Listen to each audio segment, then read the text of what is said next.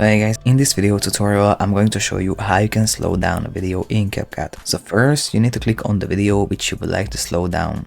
Then you go to speed and here you can see standard and curve.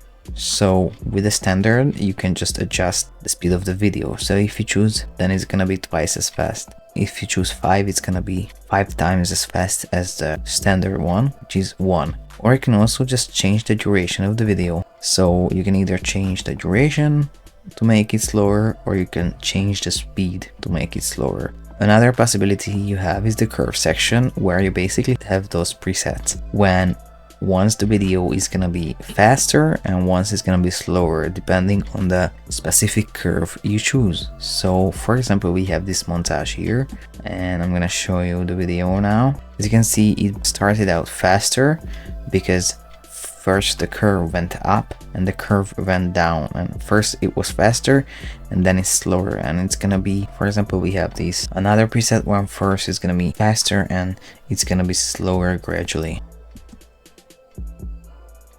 like that. You can basically try those presets, but if you only want to make the video faster or slower, you can just do the first steps I showed you. And you can also change the audio pitch.